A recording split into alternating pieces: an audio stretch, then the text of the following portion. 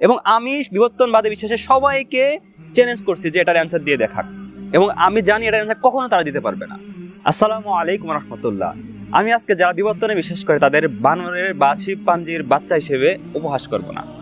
তাদের এটাও বলবো না যে বিবর্তন হচ্ছে একটা থিওরি, একটা ফ্যাক্ট না। আমি আজকে জাস্ট তাদের একটা সিম্পল কোশ্চেন করব, এবং আমি চ্যালেঞ্জ করতেছি যে ডারউইনের বিবর্তন থিওরিতে যারা বিশ্বাস করে তারা কেউই এটার অ্যান্সার দিতে পারবে না। কিন্তু এটার জন্য বেসিক বায়োলজির জ্ঞান থাকা আবশ্যক। বিবর্তনবাদীদের অনেকেই তো আবার কলা বিজ্ঞানী হয়ে থাকে, সো যাতে বেসিক বায়োলজির জ্ঞান থাকে তাহলে এই কোশ্চেনটা অন্তত বুঝতে পারবে। বেসিক্যালি বিবর্তনের যে মেইন কথা সেটা হচ্ছে যে অল দ্য লিভিং ক্রিয়েচার এই সবগুলো হচ্ছে শুরু হয়েছে একটা সিঙ্গেল সেল থেকে। আমি আজকে এটাও বলবো না যে হচ্ছে ফার্স্ট এই সিঙ্গেল সেলটা কিভাবে এলো, ধরে নিলাম তর্কের খাতিরে ঢুপ করে হচ্ছে জাদুর মাধ্যমে এটা এসে পড়েছে।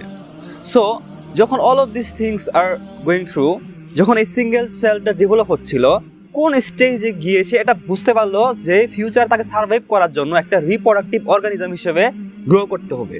অর্থাৎ কোন স্টেজে গিয়ে সিঙ্গেল সেল যেটা ডেভেলপ হচ্ছিল, এই ছোট্ট জিনিস যেটা করোনা ভাইরাসের চেয়ে ছোট, কোন স্টেজে গিয়ে সে বুঝতে পারলো যে হচ্ছে ফিউচার সার্ভাইভ করার জন্য তাকে প্রজনন ক্ষমতাশীল একটি জীব হইতে হবে।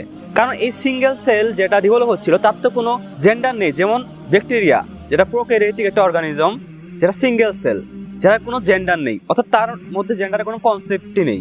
কোন স্টেজে গিয়ে সে এটা বুঝতে পারলো অথবা নিজেকে এভাবে ফিল করলো, আচ্ছা আমি তো ফিমেল অথবা আমি তো মেল, আমার একটা মেট দরকার, আমার একটা অপোজিট জেন্ডারের কাউকে দরকার, এবং যার মাধ্যমে সে জৈবিক সম্পর্কের মাধ্যমে রিপ্রোডিউস করবে, সন্তান প্রজনন করবে।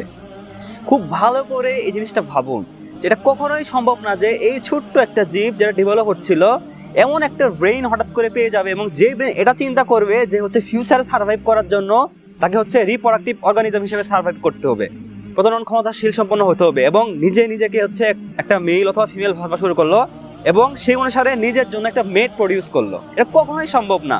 এবং আমি বিবর্তনবাদী বিশ্বাসে সবাইকে চ্যালেঞ্জ করছি যে এটার অ্যান্সার দিয়ে দেখাক, এবং আমি জানি এটার অ্যান্সার কখনো তারা দিতে পারবে না।